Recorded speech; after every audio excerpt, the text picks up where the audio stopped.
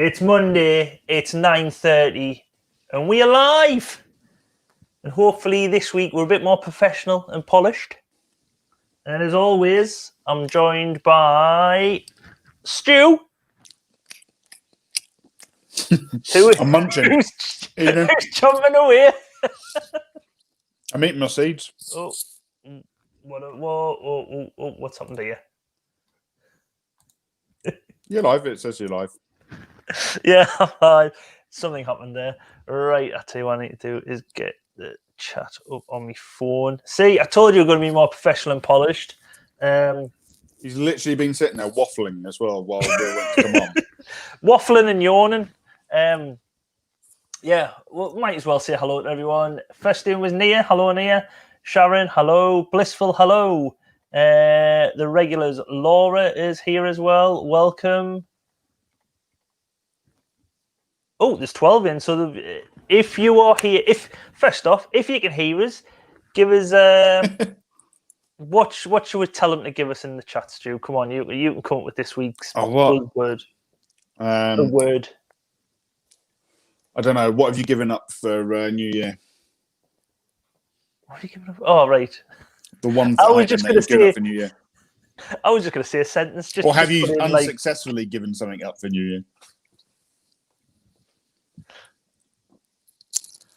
I'm currently 18 days into not eating sweets and chocolate and crisps. No, not crisps. I'm eating them. Sweets, chocolate, and biscuits. Why can't I hear this guy? Is that what you're putting in then, Sharon? Well done. Can everyone hear us okay? Just give us a thumbs up. Actually, just press if you can hear us okay, just press the like button on the video. That'll be good. Oh, Lainey's in. Hello, Lainey. And as we were saying, yeah, but welcome everyone. Again, we're going to only mess with Neil. Thank you. No worries. I thought you were. But yes, this week we are again going to go through. Now that's what I call music. Music 5. Mm-hmm. Disc 2, CD 2, Part 2, Tape 2. Yeah. Whatever it's called. But yeah, we're going to go through this. What was the first Now album that you bought now? The first one I can remember we had was Now 19. What? Now 19. Oh, no, it wasn't. It was Now 13. Now 13 was the first one I can remember having in the house. On record or tape or? It was on record. And when I went to get it recently, my mum's just give all the vinyl away. Went and give it to a charity shop. And I was just like, Mum, I could have sold that. I would have had that. But never mind. Yeah. So, yes. This disc isn't... It follows the trend of the Now albums, to be honest. Where it isn't the best... not as good as the first one, we should say. Yeah, not as good as the first one, but there's still some good songs on there. Oh, yeah, there's still some good songs on here. So, yeah. Right, and as we say, let's crack on. So the first song is Sister Sledge and Frankie. How's it go? How does it go? Frankie, are you just going to try and get us to sing? Yeah. Everyone knows this song. This is a really popular song. But it does. It sort of reminds us of being young. It does remind us of being about like sort of 6, 7. You know what I mean? About that age. Yeah, I think I remember it more like it's one of those ones that I think I can think of from being on like Top of the Pops or something. Yeah. Rather than a song that I would have had on or. Yeah. Oh wait, there you go. Oh, Blissful says his. Blissful, can I just ask, are you male, female, or other? Because I don't want to misgender, if that's the right thing. But they said it's now 42 for them. Hello, Ashley, you've just joined us. Hello, Jimmy the Bantam. Good evening. New name. I don't believe you've been in before, Jimmy, but welcome. And Blissful's a guy. So yes, his first album was Now 42. So yeah. But yeah, Sharon's put there as well. This video creeps her out, and I have put that. I've said about that. I'll come back to it in a second. But supposedly this song was wrote about Frank Sinatra. Oh, really? We've had this is one of those ones where like they're actually sisters. So the band's called Sister something, and they're actually sisters. We've had like some in the past, haven't we, where they've been like the twins or Thompson twins, yeah. brothers, or so, and they're not actually twins or brothers or sisters. Yeah, so this is one of those rare occasions when they are actually sisters. Sisters, like the Nolan sisters. Yeah. Ross. The Neville brothers. Jesus. But yeah, these four women are terrible to the guy in the video. Really, Frank Sinatra? No. Yeah. Supposedly Frank Sinatra. The male guy doesn't really appear to be Frank Sinatra. He's not really like that. It reached number 4 in the UK charts, but only got to 75. Oh, sorry. It reached number 1 in the UK charts, and it spent 4 weeks at number 1. That's not bad, is it?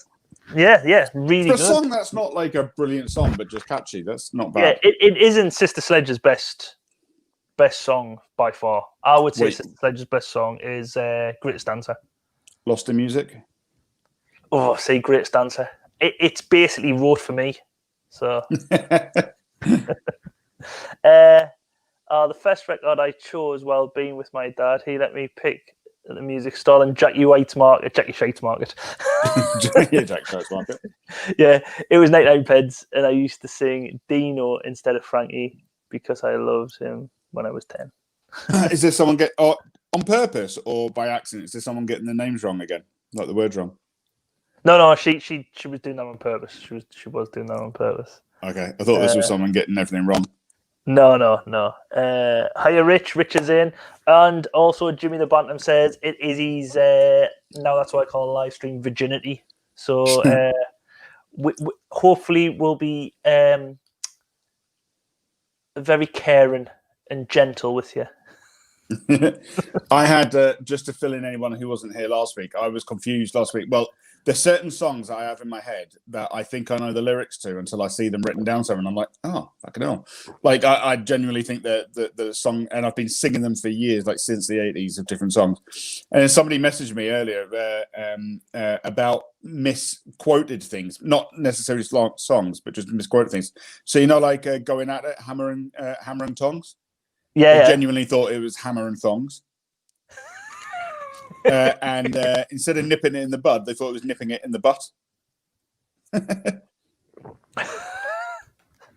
think that person's a pervert, Stu. Yeah, but it goes to show that people do get the wrong idea and and say the wrong thing all the time. It's not just me, I'm pleased to say. No, it isn't just you. And Susan Badwolf's in. So hello, Susan. And yeah, like I say, but like Sharon said before, this video is very worrying because you have these 4 women, these 4 sisters, who basically just bully this guy. Yeah. I think it's mainly due to his bad acting because he is the worst. I mean, I've taken some snippets from, pardon me, his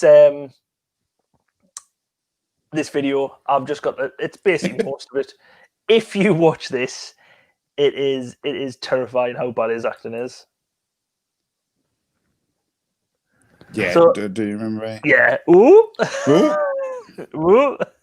Maybe he's just freaked out that people are dancing in front of him. Like, yeah. But also, he just throws away a meal, and this bit here, right? They've purposely made him go like, put it through that little box. Come on, put it through that little box. And then how freaked out does he get? It's like flashbacks from Vietnam here. It's like, oh no. Didn't he see them when he was walking up to the door? Yeah, that's the thing. Yeah, and like flashback to when he's younger. Oh no. Oh. I'm getting flashbacks. It's all starting again. And this bit here, right? I just want to point out when she's swimming in this terrible technique, because her head's above the water, so her body's like that. She swims like you. Yeah, well, actually, Stu, do you want to tell everyone how you nearly drowned us at Roker Park Baths by teaching me to swim? Yeah, but at least I taught you. You didn't teach us enough. Can you swim now? There you go. Yes, but you didn't teach us. You. I think at first we were just in the shallow end, going backwards and forwards and trying. And you went, what you need to do, it's too easy down here because you can put your feet up. We need to go from the deep end. So you made us swim from the deep end to the shallow end. And I got about 2 breaths in, swallowed a load of water and nearly drowned. This is when you were like 19 as well, by the way. Yeah. I was basically trying to learn. So that we could go on summer holiday. Well, it wasn't just that. I think at the time I was dating a girl who was a swimmer. Yeah, what were you trying to achieve there? To prove that you could swim, or she was like a competitive swimmer? Yeah. Yeah, Leonie Newcastle Roker Baths for us.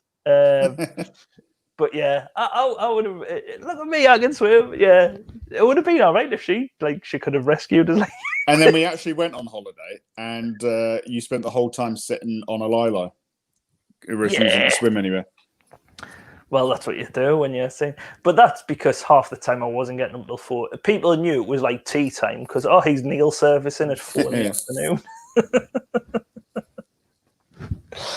I don't know if I've said hello, Rich, but Rich is in. Hello. Oh, Mark, the Bowerbird Smith's in. Hiya, Mark. Do you know that Sister Sledge is still touring? Well, maybe not in the minute with COVID, but still touring. One of the sisters has died, and the other 2 just carried on. They're like, yeah, she wasn't a good singer. She wasn't the best one in it. Yeah. Oh, we'll just carry on without her. Yeah, but yeah, all the way through this video. So he's supposedly now he's a part-time lifeguard as well as a postman. So jack of all trades, master of none, because he's not rescuing her. Yeah, but he does all the posty stuff in the morning. That leaves you the afternoon to go down to the swimming pool. But you know why he's not rescuing her? Because she's in the shallow end. She just stands up. And then you see him here, go for a meal, and then they just like terrorize him. He has a flashback here to when they were like taunting him when he was younger. Then worst of all, the Nicky's chips. They are nuts, aren't they? It's mental how these have terrorized these people here. What are the rest of their videos like? Are they equally as mental? Or... I don't know. But he's turned to drink. He's like near enough on suicide here. Why is it Frank Sinatra then? If there's no mention of Frank Sinatra in the video, I don't know. Supposedly that's what it's been said. One of the lasses wrote it on a plane when she woke up on a plane and got the idea for a song. But then they just made this guy's hell. What the hell has he got on his head? It's his backwards cap, man, because he's down with the kids, isn't it? But they've actually terrorized. This bloke probably ended up in a mental institution. Yeah. After this, why is he wearing bronzer? It was the alcohol, man. He's got jaundice. Jeez. Without wig, it is a terrifying advert. But yeah, terrible acting, and the thing is, Krillin isn't in as well because what I was going to say as well, because there's a part where he walks through a shop, and if anyone's seen Krillin, you might not know him, but you probably don't know him, Stu, but Krillin, he goes under the name now of Long Story Short, but he has a thrift shop, like a second hand shop where he buys and sells stuff. But he walks through, and he usually does it on a live stream where he's got it on his mobile and everything. And he basically, I'm positive, that's the shop here. What's on screen now? That's the shop you usually see in Krillin's videos. Okay. I'm almost certain. It would have been more relevant. Krillin, who I only see eating. Yeah, he's either walking out of his shop and going to a takeaway. That's the two things. Stu, he lives the dream. You would love him. He always has his steak and cheese sandwiches, Portuguese steak and cheese. My kind of guy. Yeah. But yeah, that was Sister Sledge and Frankie. Next up, we have Mai Tai in history. Now, this probably doesn't ring a bell with you, Stu, does it? Do you know what it is? I think it does, but I can't remember it. Do you know what I mean? It's like on the edge, like on the tip of my tongue. But Tip your tongue, yeah. Why, this is one of them songs I've just put, like, people in the chat, if you know this song or not or whatever, just let us know. Because at first, I didn't know, like, the band or, like, Mai Tai history, nothing. Soon as I heard the song, though, I was like, oh, yeah, I quite like this song. And it's one of them songs where you're like, hear it back and you're like, oh, yeah, I forgot about this song. And it's like, recall it vaguely if I heard it again. You would, Susan, if you watched it again, just right click on the link below. As soon as you hear the title bit, it's brilliant. I'll try and sing it for you out of key, obviously. Just I just can't think of the song. I know Mai Tai, like I recognize the group, but I just can't think of. It goes like, my love is history. Dun, dun, dun, dun, dun, dun, dun, dun, dun. Nah. Anything, Stu? Nothing? Nah. Okay. Nah, that's not helped at all. Yeah, but this is like the type of song where you know it if you hear it, but you don't know the artist or anything. Am I thinking Body and Soul? Have they got some Body and Soul? Oh, I don't know. I'm sure I recognise that. Susan just said, yeah, she does. Yeah, I do recall it. She didn't think it was 35. No, it seems much more modern. It could have been like mid-90s, to be honest. The song was quite good. On one of them, if you hear it, you'll know it. But no, do you know what? It's written down. This is a bit live stream. Hello? It was on Grand Theft Auto. Was it? Was that Grand Theft Auto Liberty City?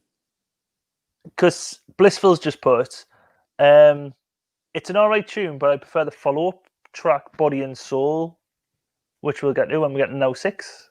I just said that. You ignored me. You went a bit, bro. I don't know if it was me who blocked out or you. So. Oh, sorry. Body and Soul, yeah. Body and Soul's the song that I know. But then, but History was on Grand Theft Auto, Liberty City, yeah. Yeah. That's where I recognise it from. Ah, see, I probably don't know. How does Body and Soul go? Oh, I can't remember. Don't ask me to sing. No, but this is the type of song which sort of appears like BBC Radio Newcastle or local radio stations do the Guess the Year song, and they'll probably put this in as like an early track because it's like one of them songs which you'll be like, oh, I know this song, but I couldn't really, unless you, I don't know, met your husband or wife or whatever in a disco. Yeah, why would you know the year? Yeah. Unless there's a really good reason for it. That's the thing, yeah, that's the thing. It's one of them tracks.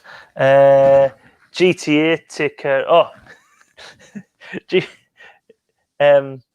GTG was got to go. Sorry, I didn't realise that actually. Bye, Ashley. Thanks for dropping in. I thought you put GTA, and I was thinking, oh, Ashley's coming in on Grand Theft Auto, but no, she's going to bed. Good night, Ashley. She's just going.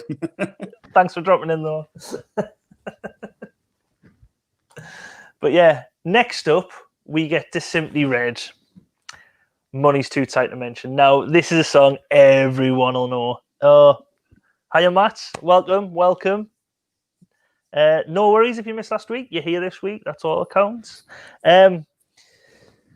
Simply Red, Money's Too Tight to Mention. My thoughts straight away, Simply Red, Mick Hucknall, bit of a jumped up little prick. Yeah, another one with a bit of a strange past, where you hear these celebrities and they've been up to something in the past. Oh. Do you not know about that? No. But he was arrested. Is it libel? Maybe. He was arrested for having sex with underage rabbit last year. Apparently, he was holding back the ears. and the bunny was too tight to mention. Oh, true.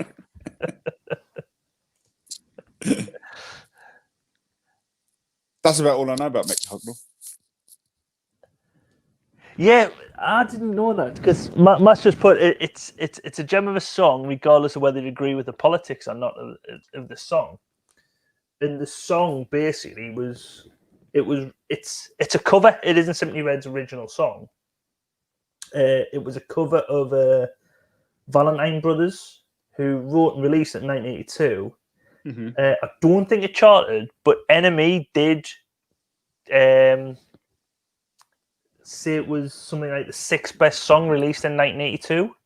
So NME really rated it. Never charted though. And then Simply Red, it was their first. I think it was the first single. Reached number 13 in the charts. But it's about like obviously a person suffering like really hard economic times, and it mentions like Reaganomics and how that's affected the person. And I didn't realize any of that. I just thought it was just some guy just saying, "Oh, money's too tight to mention. Yeah, I can't afford it. The kids, I can't afford this. I can't afford that." Didn't realize like there was a whole political thing in the background. You know what I mean? Yeah, he's always been a strange character. As we met Cutnell. Yeah. Wait, I've put punch. He always seemed to punch. He always seemed to like have stunning lasses on his arm. Yeah, There was like I'm positive at one point he was with Melanie Sykes. But he was one of them people. But Simply Red, if like a lot of these Simply Red songs reminds me of my sister, because she was like a massive Simply Red fan, like had all these albums. I think had his autobiography. Went to see him in a concert like 1 or 2 times as well. So she like absolutely like loved him. Yeah. So that's what Simply Red reminds me. Most of what you hear about him is that he's a Man United supporter. That's about it. Yeah, well, that's why Simply Red's called Simply Reds, because of Man United, not his hair colour. There you go. He reckons. I reckon he made that up afterwards. Yeah, Susan's just says, wait for it, she likes, we've actually found a song Susan likes. What? Actually, she's on Lainey's channel tomorrow night for the Banish Bin. I think it's a 3-hour special, and it's rather than a Banish Bin, it's a Banish skip. So tune in for that. I think, Lainey, if you put in the chat what time it's on, and people obviously go over to Lainey's channel and tune in for the Susan special. How old do you reckon Mick Hucknall is? Now, Give a guess. Yeah, 54. 60. Is he? Yeah. What? 60 years old. Well, he'll be 60. He'll be 61 this year. God, that does make us feel old. That like. Yeah, he plays a lot though. Like for like. I think his songs are probably quite catchy and good because he's quite the musician, isn't he? He doesn't just—he's known obviously for his singing, but like, he can play like loads of instruments as well. So I think he's added into like bands and stuff. He's put in like guitar, piano, and all sorts in there as well. But so he's a genuine like musical person, isn't he? He was supposedly, I think he's one of them people who said he was at the Corn Exchange gig, what the Sex Pistols done in Manchester. Or whatever, where there was only supposed to be 100 people there, but it's the gig I changed because there was someone from Joy Division was there. I don't know if it was Peter Hook who ended up, I think he was in Joy Division, and then he was in Monaco, and I think he's like a solo artist now. What's the other band he was in? Peter Hook. Sang World in Motion. What's that song? Sorry for a minute there. I thought you were going for So Solid Crew. You sound like the intro to 21 Seconds to Go. Solid Crew. I'll just quickly have a look at the chat. I know it's hard to believe on here. Is this your favourite Simply Red song, did you say? Ooh. It would be up there, to be honest, yes. I like If You Don't Know Me By Now as well. You can't help but sing along to that one when it's on in the car late at night. See, I tell you what was a massive song, and you hardly ever hear it played now, is Stars and Fairground. They were huge hits in the 90s. Yeah, it was like a kind of like a renaissance for them, wasn't it? Yeah, but you never hear them now. Which I think is really street because it was such a big hit back then. Do you know what it reminds me of as well? Like now is like Coldplay's kind of new sounds a bit like Simply Red, like that Fairgrounds type of song. Do you know what I mean? That kind of upbeat, positive type. Viva La Vida and stuff like that. Yeah, that kind of. happiness coming through. Yeah, I don't like him, but I like the music. I don't even know why I I'm going to don't quote like you him. tomorrow, Banniskip. I don't think I've ever even heard him talk that much. I don't really know him that much, but it's just a look of him. Oh, Mick Hucknall, I've heard him on a couple of interviews. He does seem like a bit shy and retiring. Ladies just put simply Ginge doesn't have the same ring. Actually, I came in at the right time. I thankfully missed the dreadful Frankie. Oh, Matt, you missed the lovely bullying harassment video. It was basically like how to gaslight someone. That video. Lainey's just said it's 7:30 for the Banish skip. I remember hearing that Maritime MC Kutchu punked in his hair. What? They've sold over 50 million albums. I read that wrong. Sharon remembers hearing that Martin McCutcheon puked in his hair. I've read that. Yeah, no, I'm going to venture to say that's a fact. That's definitely a story I've heard before. I think she even tells the story about it. All right. Actually, her new if you see her new hubby, he looks very much like Mick Hucknall, just with darker hair, but not ginger. Oh, really? She's been pining for a bit of Mick. Yeah. She's been holding back them years. To be honest, he should have been holding back the hairs. Oh, Jesus. Nearly as good as your joke, Stu. Mine's better. It's layered. Had 2 songs in the joke. Susan always thought that the red referred to the left wing, not the Man United. But yeah, she heard. Yeah, but he hates Corbyn, doesn't he? Like he's Labour, but not quite so left wing as Corbyn. Yeah. He had there was a big bust up between him and Corbyn last year on Twitter. Was there? Yeah, I remember that. I think Corbyn was trying to use one of his songs or something, and he refused, and then started having to go about how spineless he was. Well, actually, when you're talking about that, do you know when Reagan went to get re-elected in the mid-80s? He used "Born in the USA" is like a track for his election campaign. Yeah, we're American, born in the. But that track, if you listen to the lyrics, it's probably anti-Reagan and his Reaganomics thing. And Springsteen didn't agree with his policies and everything, and he was just like, but he couldn't do anything because it was his record company who was like, yeah, we'll get the $250,000 or whatever, and give you 25,000 or whatever. Yeah, we'll take that. We'll take that. But yeah. It said online when I was looking for Simply Red that they've sold 50 million albums.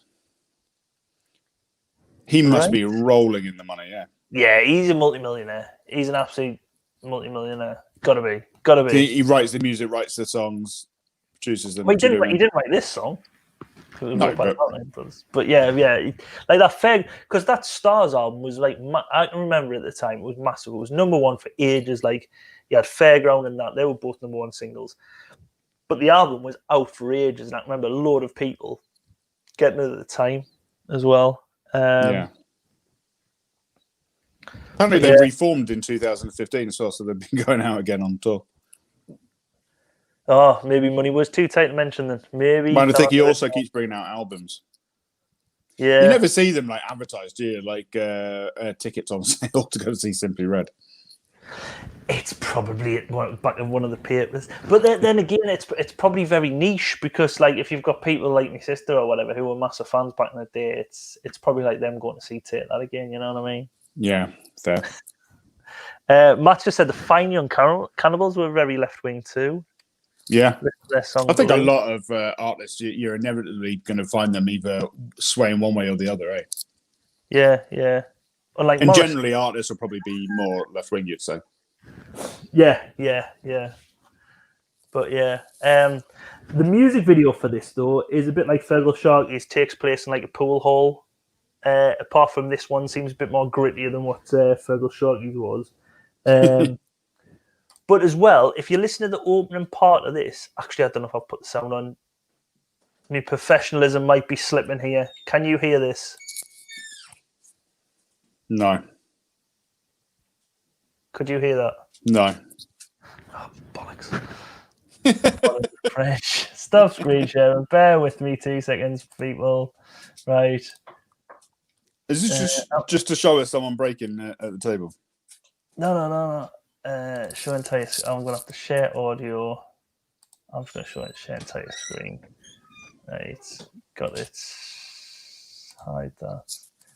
Go back to this. Make it bigger. Right. Hopefully. Oh, yeah. Okay, I swear. Bollocks, piss, boo, bro. There you go. It's the same pub just 2 years later. Possibly, yeah. That's maybe what it was. But listen to this bit here. There's the opening bit of music here, and I think it sounds like another song. And I just want to ask people what they think it sounds like.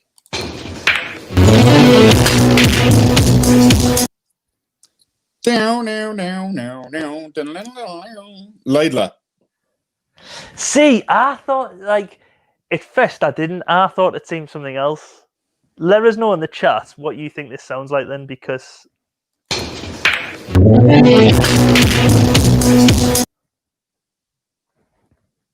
It sounds like Laidler, that beginning bit. Yeah, Laney's singing Layla as well. I thought Sweet Dreams by the Eurythmics. You know that? No, that'd be... No, it sounds nothing like it.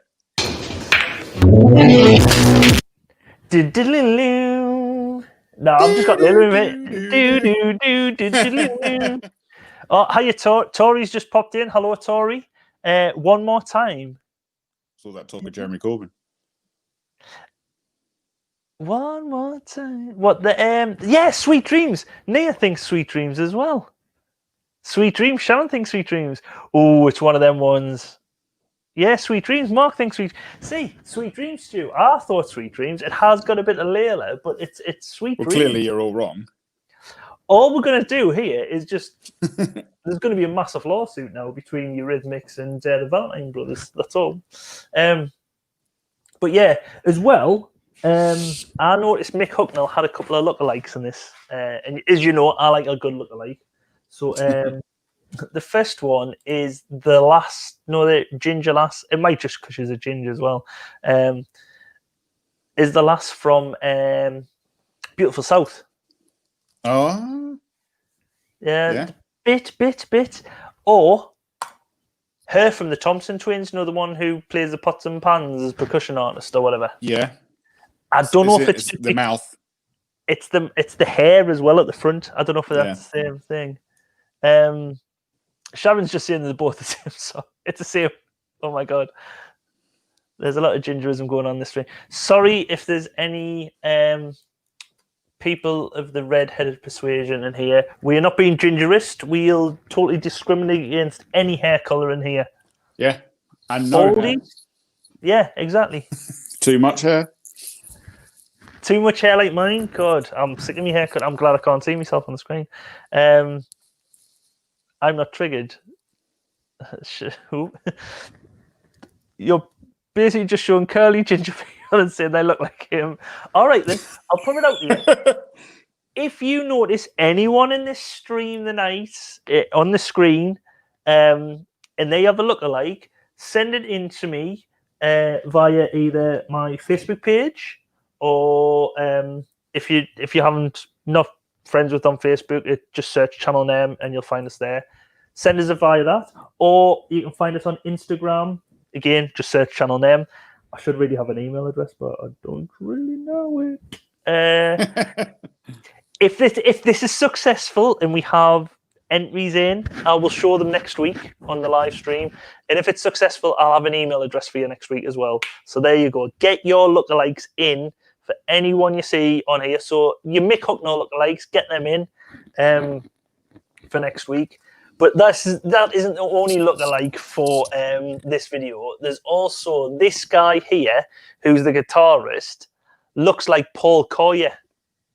Now, I know this is very niche because Paul Collier is not a massive... But Paul Collier is one of them people, you know his face.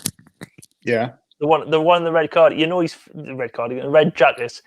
You know his face from, like... every, like, sitcom. like a yearbook and a sitcom. Well, it wasn't. He was a presenter on actually, he was the first voice on Channel 5. There you go. Really? There's a fact about Paul Collier, who no one really knows here, but yeah, he was the first voice on What Channel did he 5. say?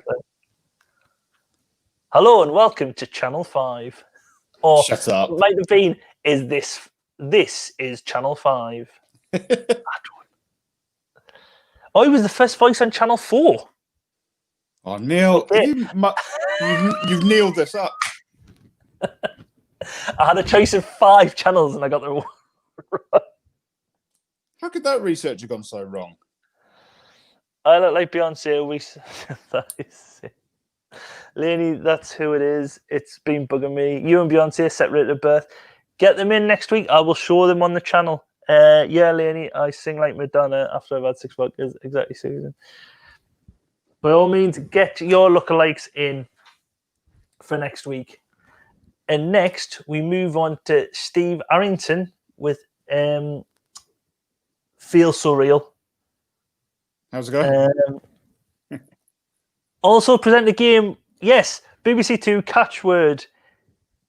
Yes, he did, because that's how I knew how to find his name, because I was on someone else's channel, I guess, started on Foot of Our Stairs, where we're going through old TV listings, and Catchword come up, and Paul Collier's name was mentioned. I was like, as soon as they mentioned his name, I could see his face, but I didn't know where from or anything, but it was obviously Catchword. So like kind of a failed sort of game show host.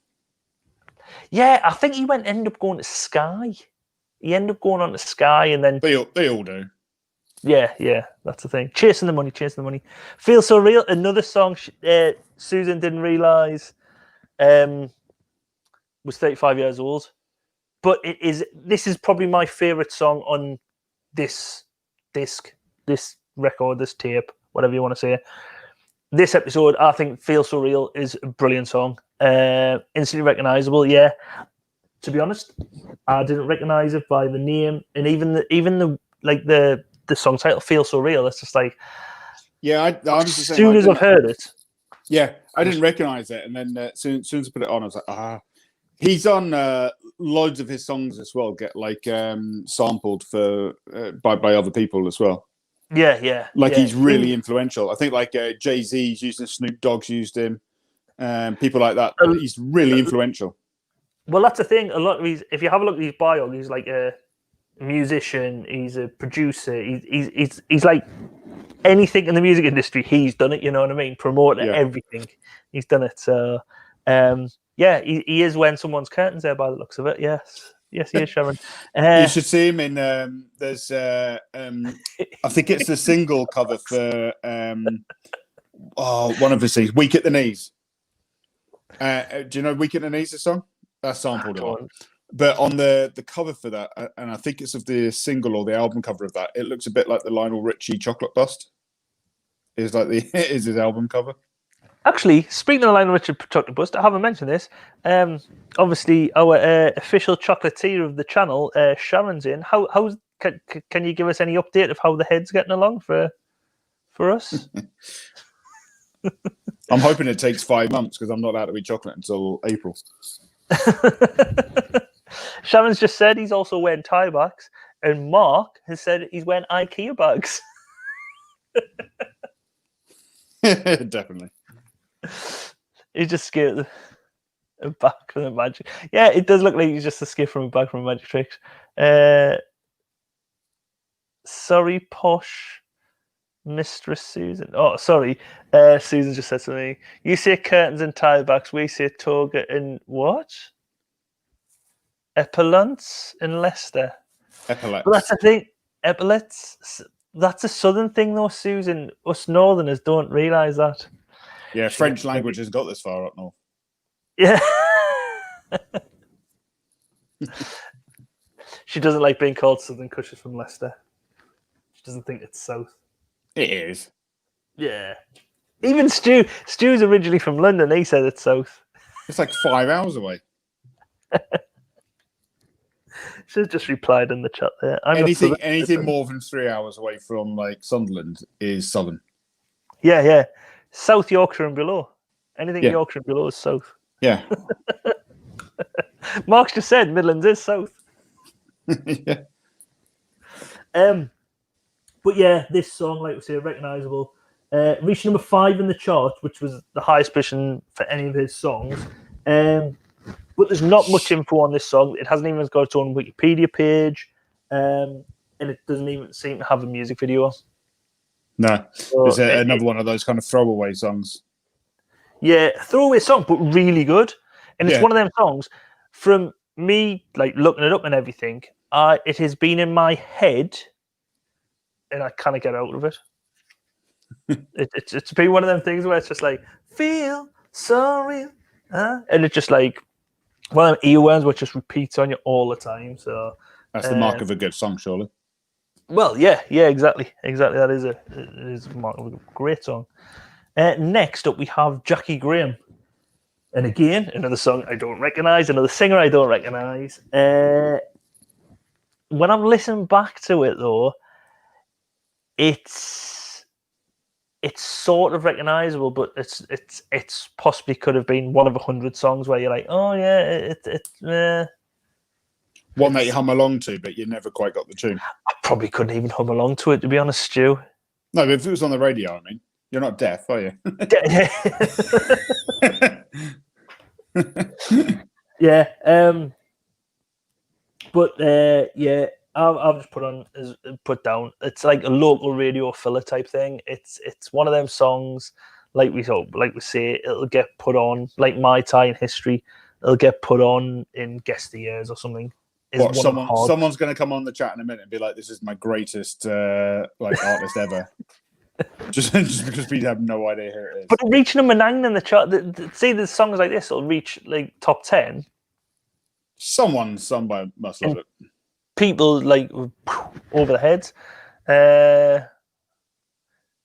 Blissful, do you not know what an earworm is?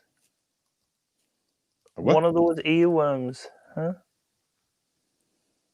Blissful's just put in one of those earworms. Oh, like something that gets stuck in your head.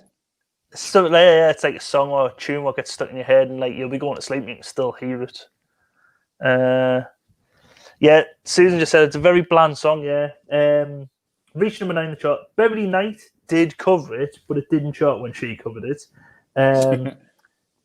But the song has a very telling, should we say, of Jackie Graham third line, because the line is, "And the best thing you can do is come and follow through." Oh, steady. Yeah, I think it's just your sense of humour. Yeah, I think she might be into them Slade scat movies. Wrong. Allegedly. I'm looking under the video at the comments underneath the video for this song, and somebody's put on there goosebumps, tears, reminiscing this tune, this song, and Jackie's voice does it for me over and over. I told you there'd be someone out there who absolutely loves it. But that's the same for most songs. Like, there'll probably be songs when we get later on, because if you haven't seen them, I've been like putting like 5 of the adverts together and just releasing them in batches. And as we get further on, it's like, oh yeah, I can remember all them songs. That reminds of this. That reminds of that. That reminds of it. And probably when we get further through, there'll be like random dance song that no one will know, and I'll be like, I love that tune. Do you never wonder whether sometimes how many like profile pages like the artists have got, and they've just put all the comments underneath their own songs? Somebody's put on there one of their best tracks ever. Another one, simply one of the greatest songs ever recorded, period. Bit personal information, but my soundtrack still gives me goosebumps as I recall feeling dizzy beneath those disco lights, dancing to this hypnotic tune. Take me back, please, round and around. Like, who listened to this? I don't know. That's the thing, and it's like it's just one of them. Like even everyone in the chat's like very bland. I watched it earlier. See, Shannon watched it earlier. Forgotten it already. Yeah, it's just like it's a terrible song, but it's one of them ones where it had like it's had your typical, we've got no money to spend, we'll just record the band in the recording studio and make a video out of it. But it does have a contender to go up against Michael Jackson and Paul Young for the greatest dancer of the 80s with this guy.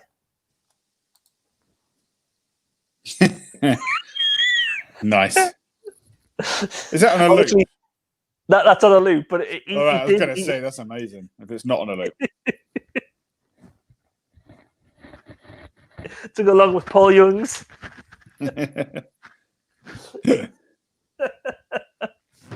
But yeah, that's the thing. It's just mental.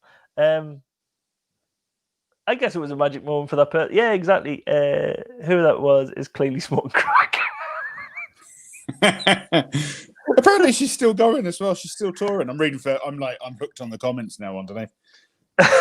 she's still touring. Unbelievable. So people are not. I've not seen one bad comment. There's not one bad comment underneath her video. Because you haven't started trolling her yet, Stu. She must have about 180 profiles on here. Jeez. He was actually my teacher, Lenny. Him and Paul, was it who? It wasn't Neil Young, man. What you call him? Who was the good dad? Paul Simon. Paul Simon. No. Was it Paul Simon? Paul Young. Exactly what you were saying, Neil. Like about these being like competitions. Someone's put on there. I'm here because she was the mystery voice on Magic Radio when it was a rollover. That tells you all you need to know. There you go. Yeah. In a nutshell. Yeah. Rick. No, it wasn't Rick Astley, man. Who was the dance moves? Who were taking? Was Paul Young? Paul Young, I think. Yeah, Clifford. It was right. Let's move on. I think we spent about 10 minutes too long on her song. Yeah. Next up is the Conway brothers. Are they brothers? That's the question. I think there might have been. I think these might be actual brothers. Never Ever Dance Again. Watch, Sharon. I've got some changes coming to this channel where you might see more of me dancing. Oh God.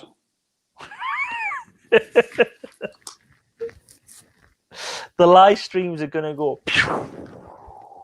They are brothers. I like this. They are brothers. So there's 4 of them. Frederick, he plays keyboards. I don't know how to say his name. Hiawatha, he plays drums. Houston is on bass, and James is on guitar. Hold on. Hiawatha. Hiawatha. Hiawatha. I'm pretty sure there's nothing silent in there. It's just a Hiawatha. He must have been really annoyed. His brothers are called Fred, Houston, and James, and he gets Hiawatha. Even Houston, you would probably go, oh, God, he can't hear it. Did it where we've got Hiawatha? Mum, why'd you call me Houston? Shut up, Hiawatha.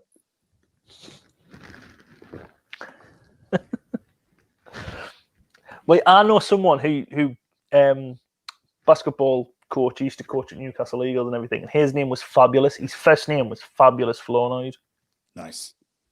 That's a good name. Fabulous. And he was known as Fab Flournoy. Yeah. Jeez, I just clicked on the Conway Brothers video with my eyes. Those primary colours jumpsuits. Yeah, it is. It's just like it's not an official video. It's like them being in the thing, but they were. Whoo! What's in the top left-hand corner? Why is there a red? Is it a red cat or something? It's like a scared cat. It's probably coming to shit in my garden. Why? Because they seem to. We have got loads of cats. You can hear them fighting in the garden, in the street, and they basically all just come and just defecate across my lawns, my borders, plant pots, anywhere they want. My yard and garden is the cat toilet of South Shields. That's what you get for living in South Shields, mate. Hey, yeah, they have the same black curly hair, so they look alike. That's how Neil can tell.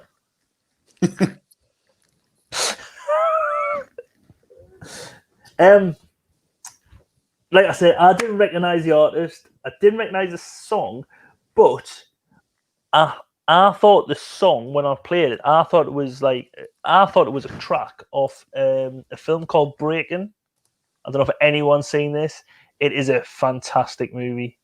It is so cheesy. It's a good movie. There's Breaking 2. Nice. Look at that. And it's just like, oh yeah, it's fantastic. There's one point, that guy with the red top and the hat on, who looks like his top half's backwards. Yeah. He does a dance where he dances with a broom. It's fantastic. Actually, I'll tell you what we should do. We should get Chris Hayden to put this on his Wheel of Steel for his selection. For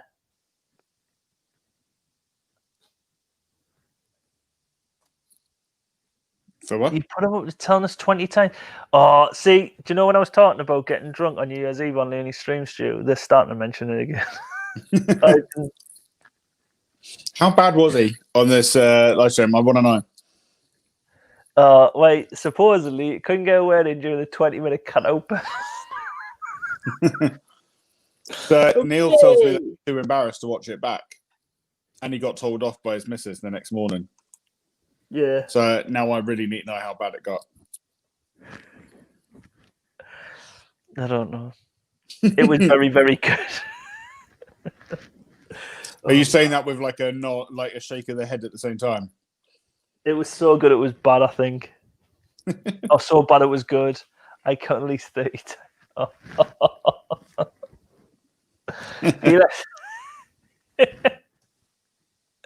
Oh yeah, I've promised a 27-hour live stream next New Year's Eve, Stu. Yeah.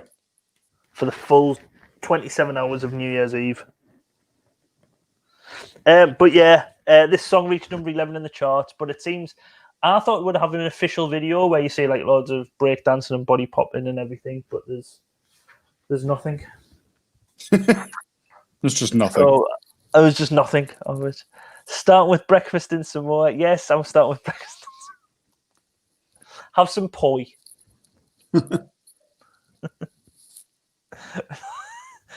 With all the 27 ethnic foods on there. I don't know what I'm gonna have to go back and watch. I've been scared to go back and watch it. Have you said anything really bad on that? I don't know. That's the worst thing. Oh. Right, let's quickly move along. Right, on to Magic Touch by Loose Ends. Another one. I don't know the band or the song. Actually, at first I thought it was. Do you know the one?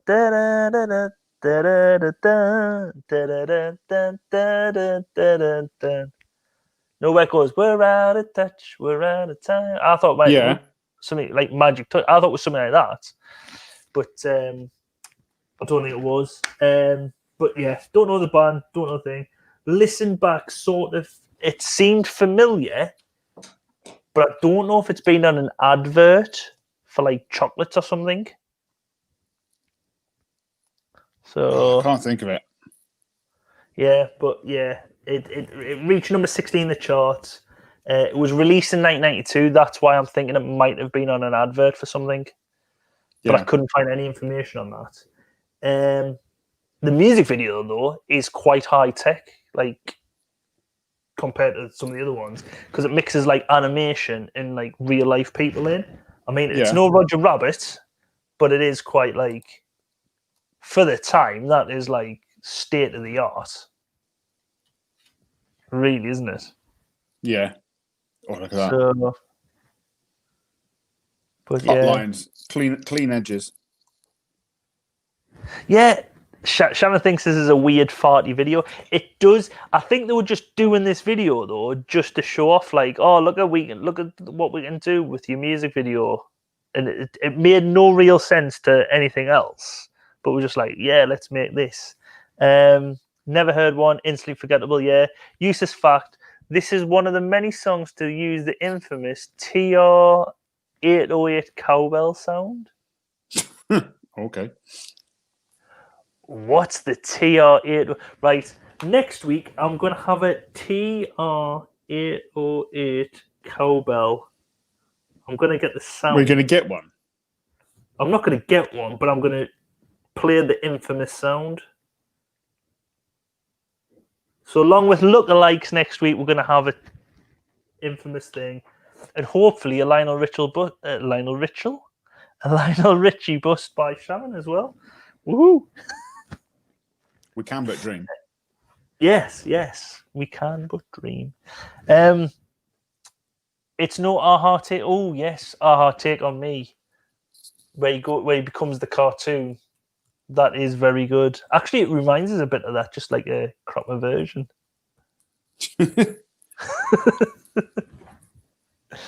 Cringe Factor 100. Yeah, we have red and yeah, we have blue. Yeah, there's only 2 colors in this video. The music video seems to be inspired by the video of Jelly Bean's version of Jingo. Jelly Bean? What? Jelly Bean Jingo? Yeah, I don't understand that. The TR-808 is a drum machine by Roland. Ooh. I'm going to have a look at that. I'm not going to buy one of them, but I'll try and get the sound. I'll try and get a sample of the sound. It'd probably be a fortune to buy something like that. Oh, it'd be ridiculous, especially like the original ones in working order. But yeah, did someone say aha? Aha! You're an Alan Parrish fan, yeah? Next up is your mate Stu. Who? What? Oh, Roy Bremner. Yeah. How do you know my mate? Because he lives near you. Because you've tried to get him to turn on the Christmas lights near. You read it? I forgot I told you about that. Yeah, he does. He lives near me. There's not a lot of people who live near me, and he does live near me. Yeah. But yeah, I hadn't heard of this before. I'd found this. Were you thinking of the original song? Yeah, because I went and I seen 19 not out, and I was like, "What is that?" And at first, I was like, "Is it a typo?" When I seen like that, no, and I was like, "Is it a typo or something on the system?" This seems like an early version of something daft like Mr. Blobby. Do you know what I mean? Yeah, like where people were parodying songs and then they make them onto now albums.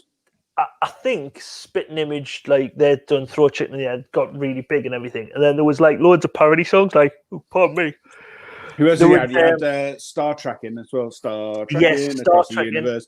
Only looking forward because we can't find reverse. Pump Up the Jam. There was a parody of that called Pump Up the Bitter, where it was like Geordies or Northern blokes. Yeah. They would have included the. Can you remember the words of the Spitting Image song?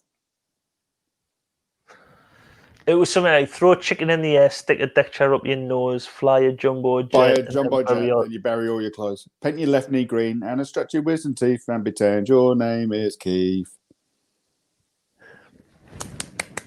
I love that song. No.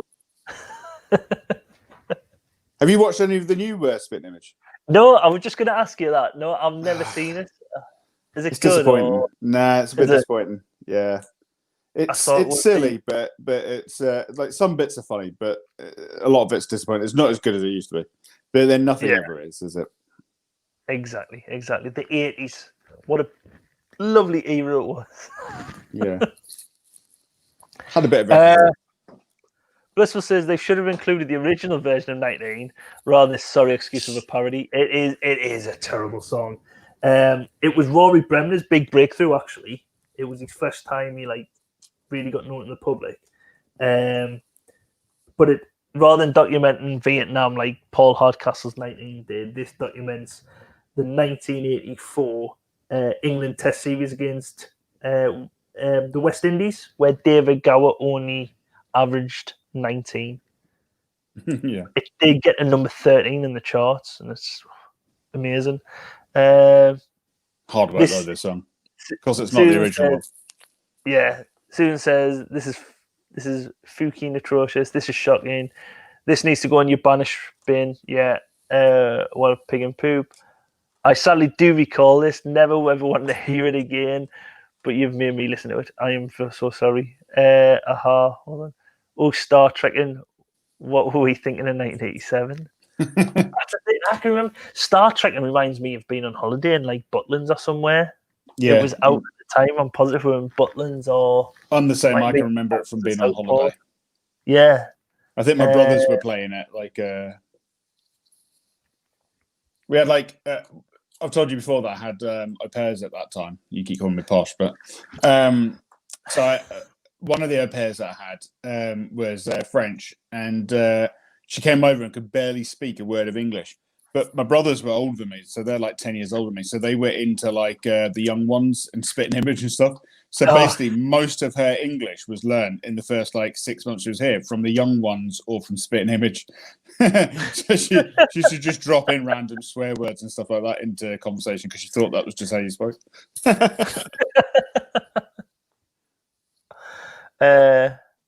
hit a song, you'll be singing it for weeks. Best song I've ever heard, Mark said. It's always one in the comment.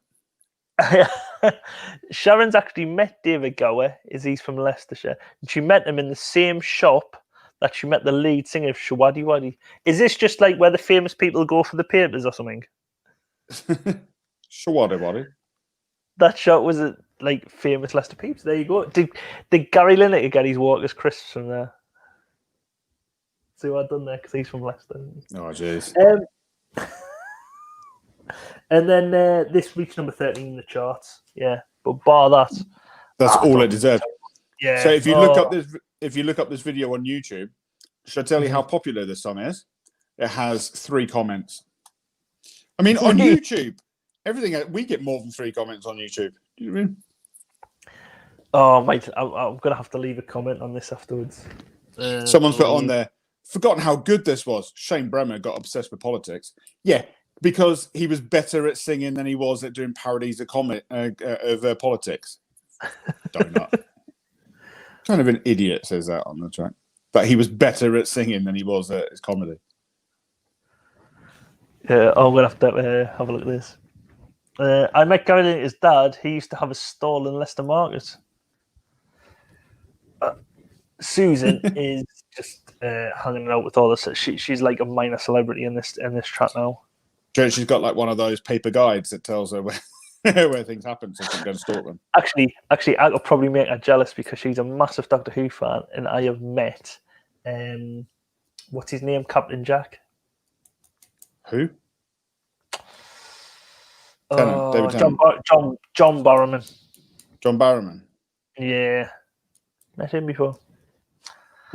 Well, let's move on. Next up, we have U2 with the Unforgettable Fire, which I have actually forgotten about. Which they've lied. Yeah, it's totally forgettable. I have no idea this one. Yeah, U2 are mad. I think wasn't this was there a U2 song on the album that I missed the other week? Maybe, yes. So they've already been on. Yeah. What was the one that they had on before? Oh, was it In the Name of Love or something? So like a good song, and then this crap on the next offering. Yeah, that's the thing. U2 are a really funny group though, aren't they? Because like in some ways, didn't have Pride. What? Oh, that is Pride in the Name of Love. Yeah. Jeez. They're a weird band because I always think of them as being bigger in like the 90s rather than the 80s. Like I forget how long they've been around for. Yeah, they do cover a lot of decades. This song though has a very familiar like YouTube feeling to it though. Mm-hmm. Don't know the song, but it does sound familiar because it has that like YouTube sound. Yeah. So we've got some more people coming in the chat. We have Aid and Nick coming in. Hello. You've missed some fantastic songs. You've missed Jackie Graham, Around and Around. The commentators, 19 not out. Like, poor, you've missed some crackers. And we're on to this Duff by U2, but actually it is a Duff. I'm not going to say it. But yeah, to be honest, I'm not a massive U2 fan. I do. If I could make my own playlist, I would. Do you know what I mean? Yeah. But I wouldn't want to listen to a whole one of their albums or anything like that. But if I could pick, say, like 12 songs, then I would like it. In fact, I think I've got a playlist like that on my Spotify. Yeah. But I wouldn't necessarily go out and buy something. Have a guess how old Bono is. Oh, is he 58 as well? 60.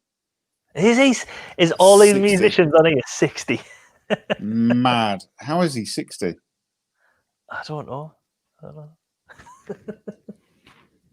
that's the thing. That's mental. That's how like these people now are like getting to 60 because it's mental. That's a bit awkward. So he's been married for how long? He met his wife at or his future wife at school. That's crazy. The song "Sweetest Thing," though. Do you know? Oh, the sweetest thing. Yeah. That song, quite hard to sing. That was wrote because he had forgotten his wife's birthday.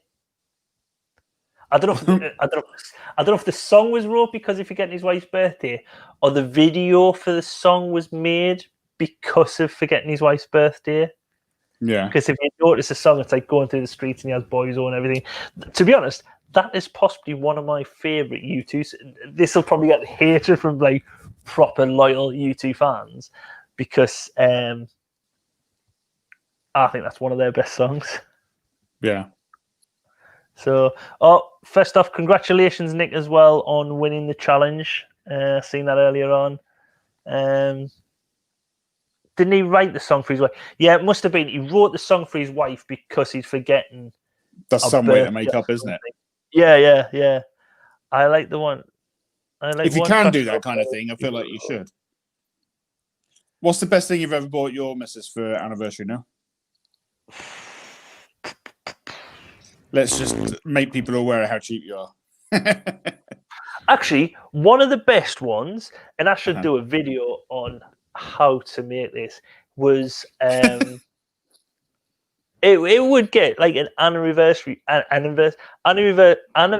present for 7 years. Easy for you to say, yeah.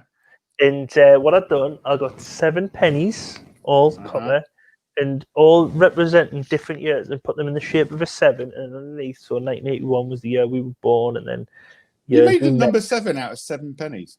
Yeah, 7 pennies. It's brilliant. I will do a video of how. So it cost you 7 pence. Well, no, it cost us more than 7 pence because I probably got the card from work, printed the. So we're talking about under a fiver still for your missus's anniversary present. It cost more than 7 pence because I had to buy a photo frame, so it probably cost about £9 and 7 pence or something. £10, 6 pence, I think. A tenner for your wife's anniversary present. That's the kind of guy you are now. It was a brilliant, and it's a sentiment. It's the sentimentality of it. Yeah, but did she like it, or do you just think it was brilliant?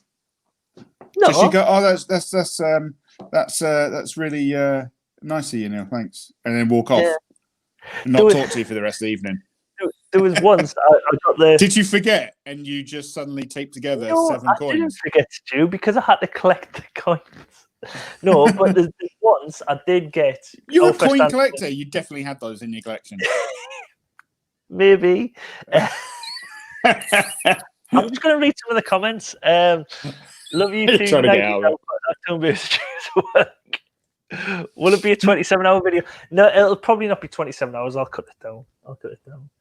To be honest, I should do it as a short because everyone seems to be doing YouTube shorts. After James Collects is getting like 300,000 views on his. But yeah. Even though we did start doing YouTube shorts, and one of mine's brilliant, took us hours to make, and it's got about 40 views on. Yeah. And you've been on lockdown ever since and not made another one. Yeah. Lazy. Moving on. So the band cited that exhibition victims of World War II bombings in Hiroshima and Nagasaki inspired the writing of this song. It reached number 6 in the charts.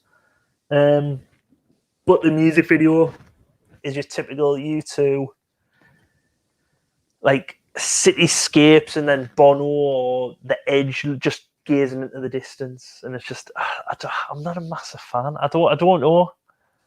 Do you want me to libel Bono?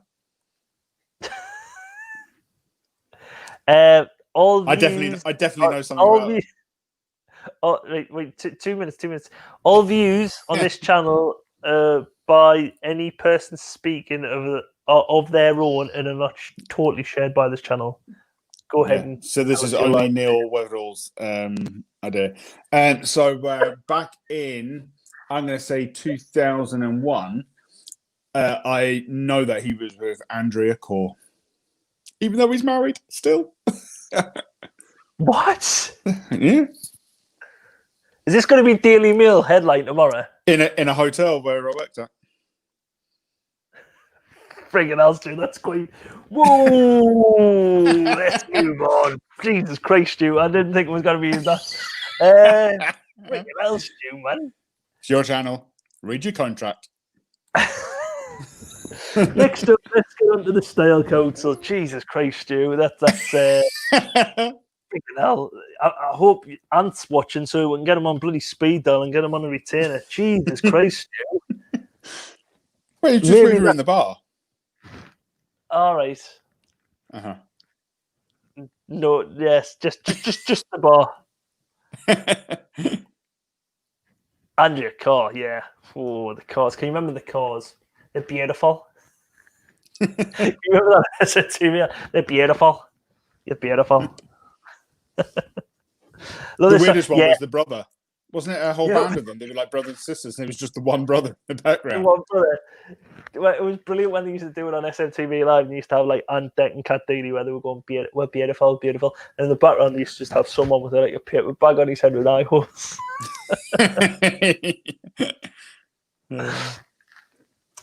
Anywho, Style Council. Yeah, I like this song. Really like Style Council. I love their music. I think the Style Council are really good. Don't think this is their best track, but I still really like it. Yeah, they're decent, aren't they? Lainey loves this track. Susan loves it, even though she bought it and played it to death. But yeah, really good song.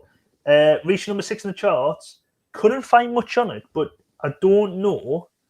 But is it an anti-communist song, like the reference Berlin Wall, like walls are coming down, walls come tumbling down? I don't know if that's the whole thing, because as well the music video seems to be shot in like European cities. So I don't know if that's like Berlin or whatever.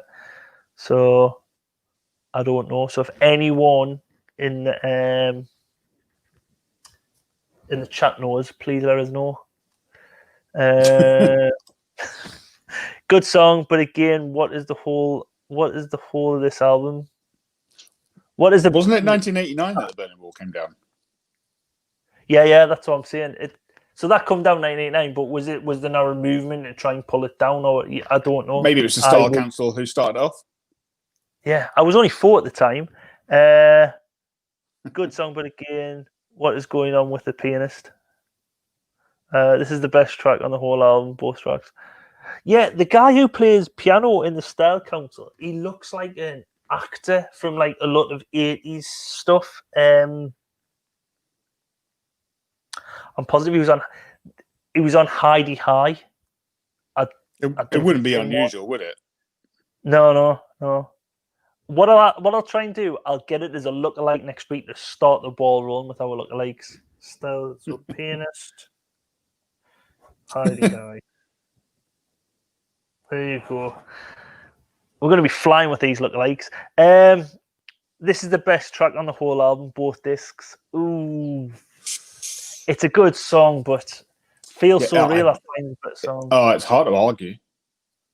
The video was shot in Poland. Yeah, I thought it did seem like a bit Eastern European type thing, so I wasn't sure what it was. You guessed Germany. Yeah. All right, Mark, we don't like show-offs, like only 32. Jeez. Well, I'm off to bed. We'll catch you next time. Busy day tomorrow in the big 32. Well, good night, Happy Mark. birthday for tomorrow. Hopefully, you won't have aching bones and everything when you wake up at the ripe old age of 32. Happy birthday, though, mate. All the best.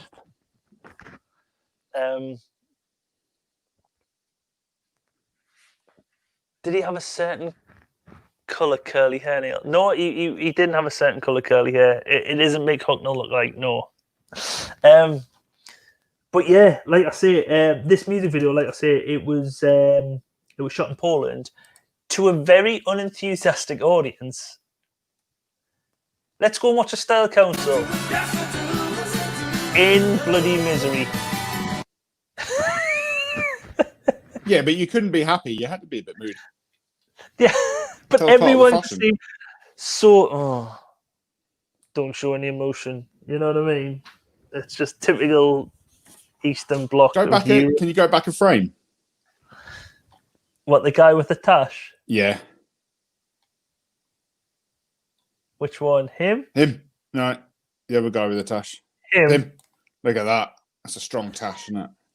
That's an 80s tash. A very 80s. As it flashed by, he looks a bit like Adam Sandler. Yes! That's how you do lookalikes, people. That is how you do lookalikes. As it flashed Love it. past over, he looked a bit like I forget the actor now. Paddy something. He's in Hot Fuzz and stuff. He's one of the detectives in Hot Fuzz. Paddy Constantine. Is it Paddy? No. No, that's Paddy Constantine. Might be. Or Dead Man's Shoes. No, different one. Anyway, looks a bit like him, but definitely more like Adam Sandler.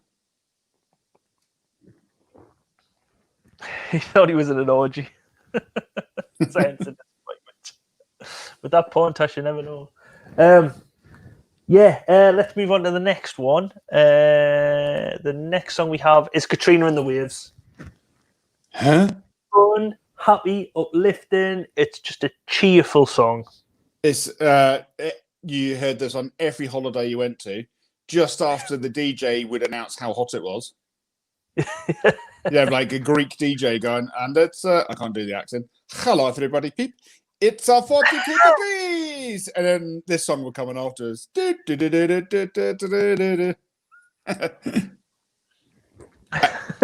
it had to be in an accent. It had to be in an accent.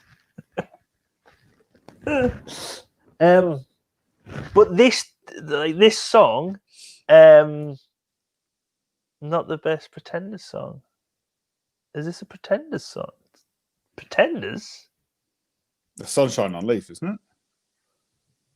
No, that's a Proclaimers, Stu. Oh, there's Proclaimers.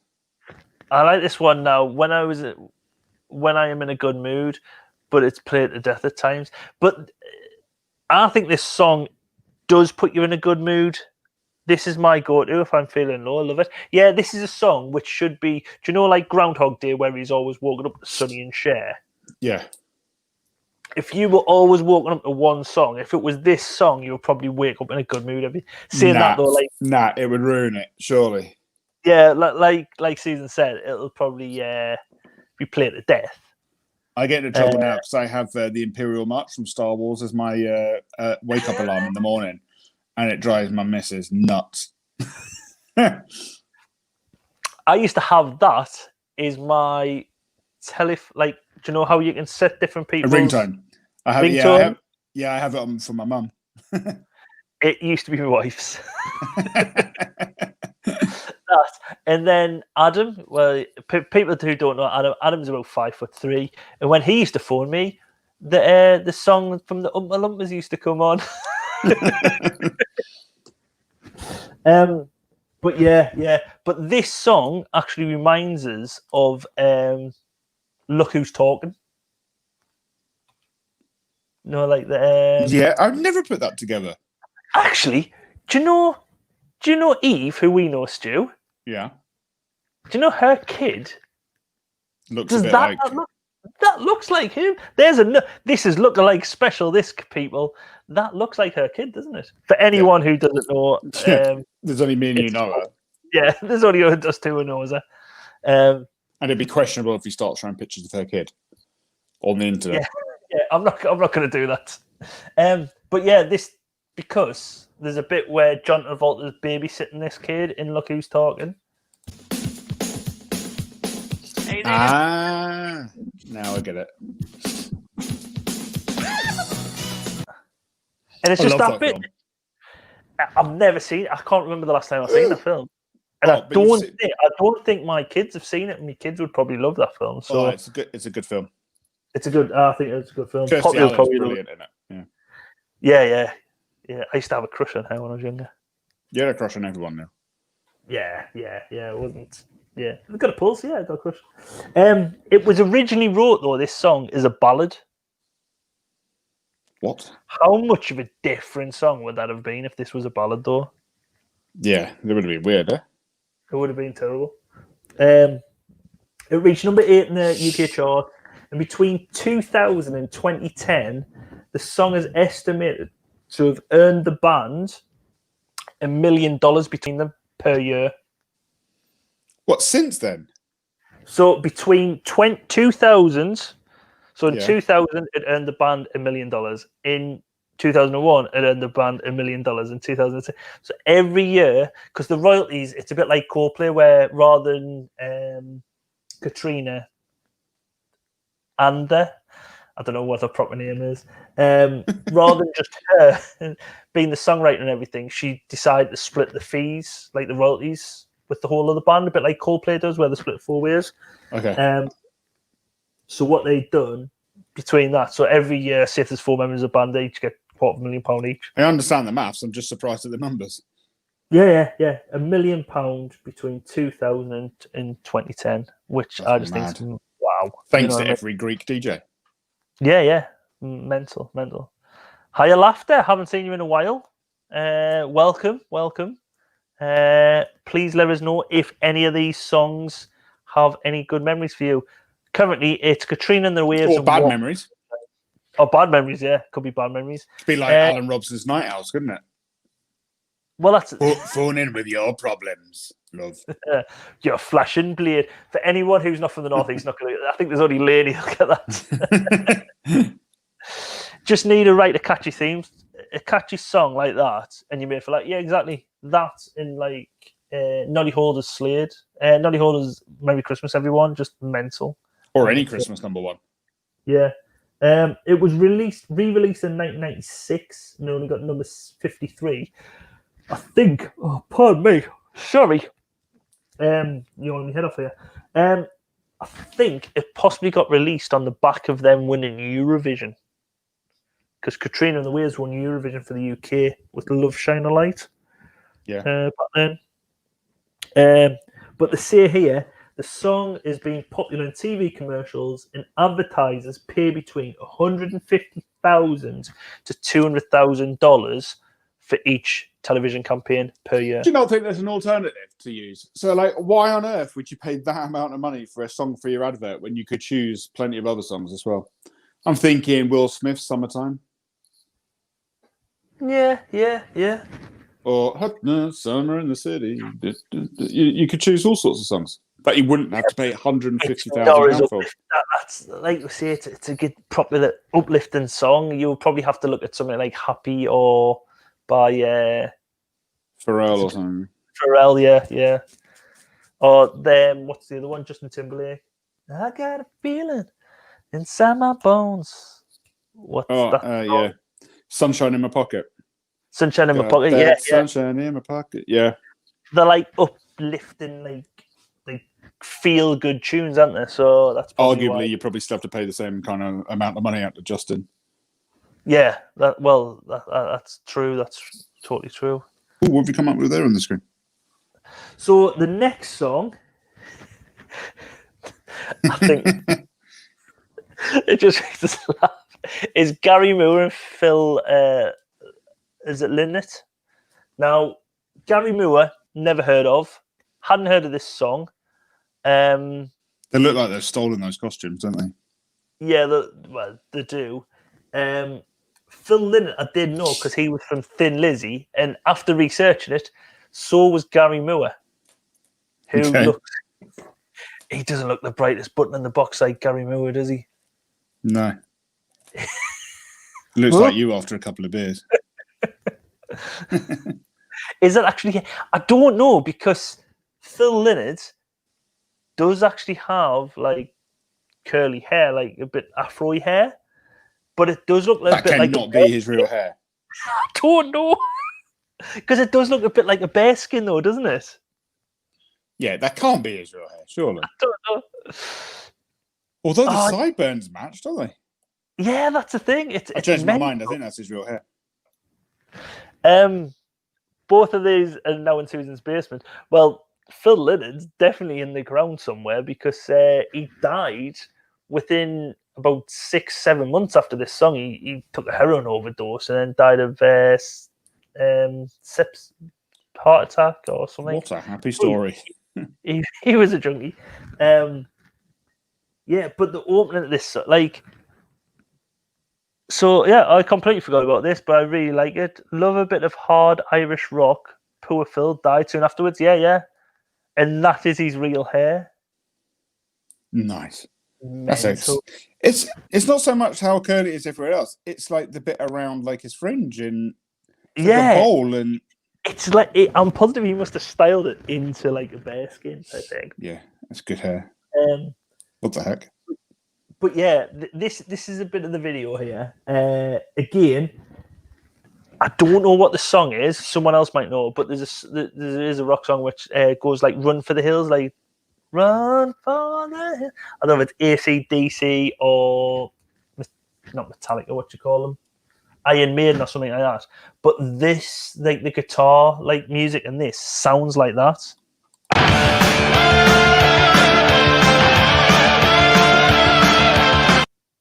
Do you know what I mean? Do you know? Yeah, or also sounds a bit like Danger Zone. Halfway to the danger zone. Could be. Yes. Because actually, when you hear the guitars in the song, it does sound a bit like a Mega Drive or PlayStation game. No, like a fighting game. Oh, Player 1. Yeah, it does. Like a Street Fighter, it does sound a bit like that. And I'm really like, this song should have been on a soundtrack. I was seeing if it had been on a soundtrack. It should have been on a soundtrack for a training montage for something like American Ninja or like. There's still time now. Yeah. No retreat, no surrender. You know what I mean? I need to make a ninja movie so I can do this. Oh my God, I'm stunned you said you've never heard of the greatest guitarist ever, Gary Moore. You must listen to Gary Moore, Still Got the Blues. Oh, I'm sorry. You're getting called out here now. Yes, I am. And Alex, I've never seen you in tonight, so welcome. Critique me. You've come in just to bash us down. Good on you. I apologize to anyone if I've missed the chat, because I've just realised I had it on top chat, not live chat. Iron Maiden, Run for the Hills. Yes, Jimmy the Bantam. That's what it is. Run for the Hills. I knew I'd heard it somewhere.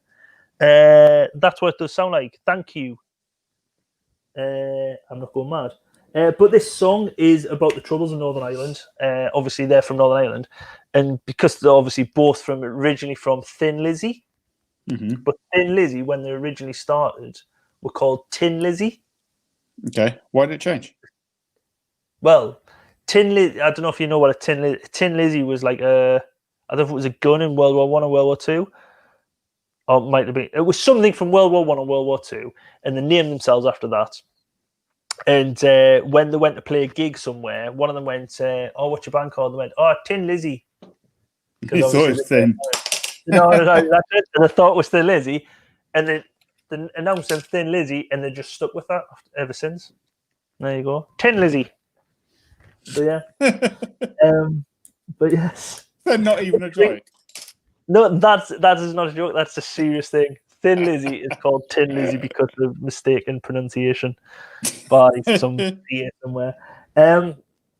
But yeah, the green screen in this video is phenomenal. It is up there with Duran Duran's drone camcorder, because you've got these two playing. It's just yes. They've basically just says, right, we need some stock footage of some rough council estates, the sea, the Irish Sea. Put it on the background. We'll just get you playing the guitar in front of it. Yeah. So there's No real thought going in. But it's better than the other ones where they're just in the studio and getting someone going like this. Yeah. Keep zooming in and out as well. Yeah.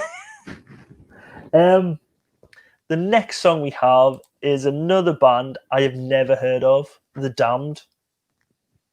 Never heard of the artist. Never heard of the song. No. The song does sound a bit... It sounds like country and western merged with rock music. There's a few of these kind of songs, aren't they, where they're like a bit like country western on them, on the Now albums.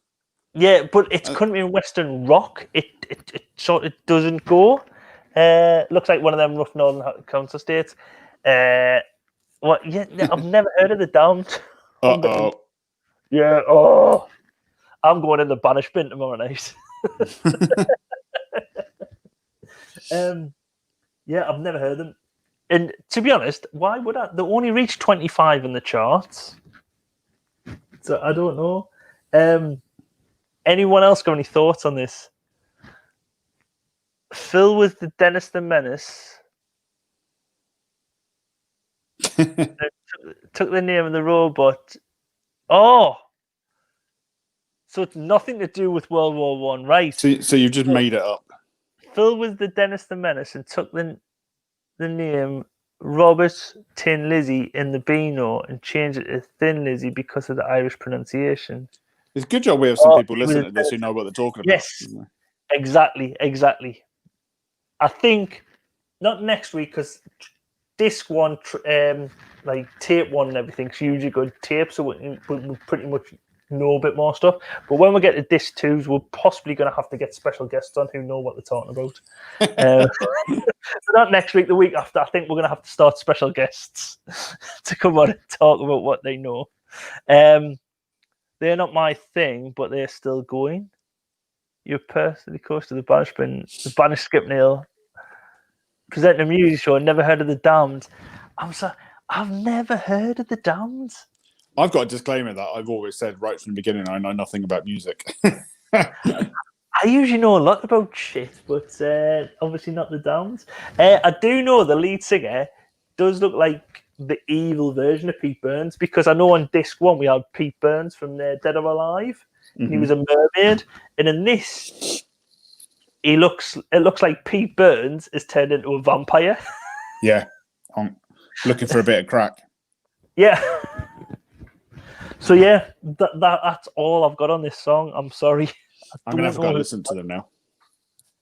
Yeah, it's a bit Stu. You've done something wrong though. If everyone else has a go at you that you should know about, you know you've made a mistake somewhere. Yeah, that's the thing. Moving on quickly, and we're back to Howard Jones for probably I think it's about his 400th time. Yeah, I think it's about his 5th time he's been on this. Has he got shares in Buddy Now? That's why I call music. He must do.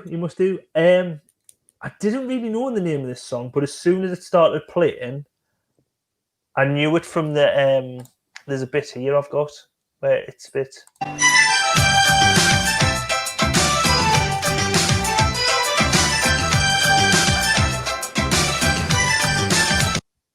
Sounds like the beginning of a bad movie. Yeah, yeah, a kid running big or something. You know what I mean? Yeah, like someone running around. The dog runs across the lawn. There's another kid still in bed. You just see the feet, and then the covers come off, and they jump up and put the stereo off or something like that. Do you know what I mean? Yeah. Nope. Stop. Sharon's not a fan. But that bit there,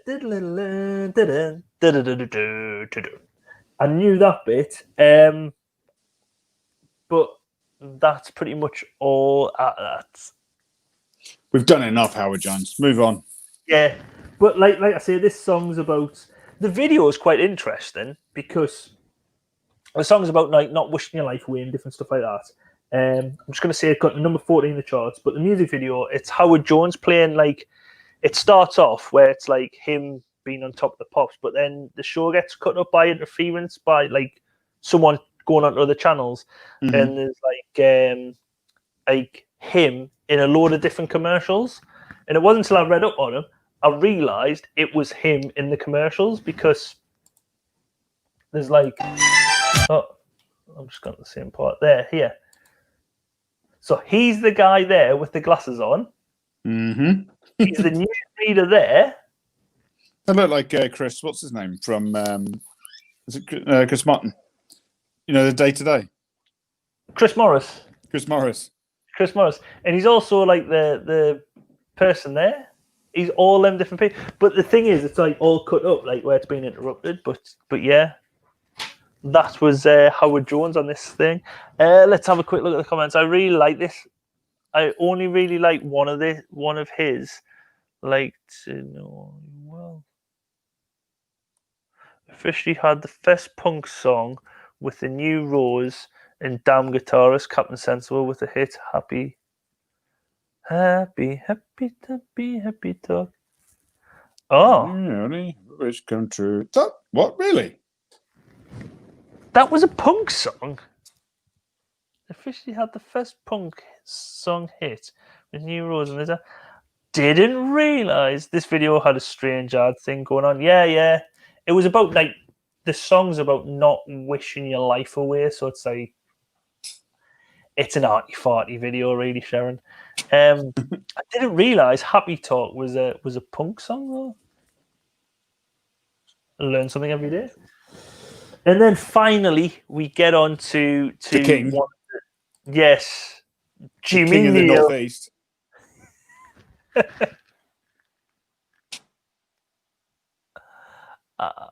I like to say I'm more goth than punk. How can anyone not like Jimmy Nail? Jimmy Neal. Here's one for you then, Neil. How old's Jimmy Nail?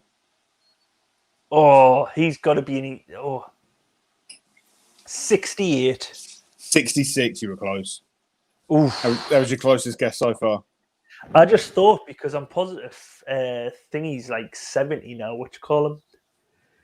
Him who played, oh God, sorry, I'm yawning. Him who played Timothy Neville. Spaulding. Yeah. Timothy Spaulding, yeah. No, not Timothy Spaulding. Not Neville. Neville was him who played Lewis. Tim Healy. Oh, okay. Oh, yeah, Tim Healy. Yeah, he's proper old, isn't he? But he was the older one out of the group anyway. Yeah, but that's what I was sort of basing it on. Sharon's just mentioned Tut Tut Jimmy Neal, Bad Crow, fantastic 70s track by Rolls Royce. Yes. I'd actually forgotten Jimmy Neal that sang this song. Totally forgot he sang it. Blissful just said Madonna done a version on one of her albums. On her Like a Virgin album. Wouldn't that have been amazing if Madonna had invited Jimmy Nail on to duet with her? Whoa, hold on. They did sing together. What? Jimmy Neal sang with Madonna. Fuck off. No way. Jimmy Nail and Madonna. Yeah. Madonna sings in Evita and so does Jimmy Neal. Right, so technically together, but not duetting. I don't know if they do I'm positive they do If anyone's seen the film Evita, let us know if Jimmy Neal duets with Madonna in the film. Because that's got to be something. But like I said, I'd forgotten he'd sang this. Rolls Royce got to number 2 in 1978 with this. And Jimmy Neal only got to number 3. But, do you know why he's called Jimmy Nail? No. So his real name is James Bradford. But he's called Jimmy Nail because he was working in a glass factory and he stood, he took a step back sometime when he was opening a crate up and he stood on a 6-inch spike that went right through his foot. so everyone at the factory called him Jimmy Nail. Brilliant. I love people who've got nicknames like that, like Jimmy the Brick because he's a bricklayer or something. Yeah. But yeah, on the Jimmy Neal version of this song, Roger Taylor from Queen plays the drums, and Rick Parfitt from Status Quo plays the guitar. It's like a super group, which is mental. He does so. Yeah, he only gets number 3 this, but obviously, if you're not subscribed to the channel, make sure you subscribe because he does eventually get a number one, I think, in the future, which we'll probably see on here. No Yeah. spoiler alert, no spoiler alert. Randomly, I've just found out that I know. Hang on a minute. That can't be. It's little sister. Yeah, I know Jimmy Nail's sister. How do you know Jimmy Nails? I was just looking at. I looked at him on Wikipedia, and it came up with his sister's called Val McLean. I know her from she's the. as well. Yeah, but she was head of drama at Sunderland University. I know her from like back when she did. It was like what was the Newcastle theatre company called? Live Theatre Company. Oh yeah. I know her from doing stuff through them. All right. I never knew that. You should try and get Jimmy on here. Yeah. Don't know if we've got enough beer. Yeah. But yeah, the music video in this though sees Jimmy Nails singing in a pub, which Michael Elphick's in. That's so mental that you get, because Michael Elphick at the time would have probably been in Boone or something. He would have been like a decent actor. Yeah. Modern Talking 80s band did a cover also. So this must have been covered quite a few times, this song. But then the video takes like a more sinister, like a darker turn, because see Jimmy Nail playing a taxi driver, for me, a Crime Watch reconstruction or the start of like a Casualty episode. Or where Are you got? No, I've got it here. So yeah, there's two women getting in the back of the car. Yeah. He's checking if anyone's seen them getting in. Yeah. This is like a Crime Watch reconstruction or like Casualty, especially at the next point, because this last like starts like playing with his hair. Oh, he turns around, it gets side, goes at the side of a wagon or something. Fergal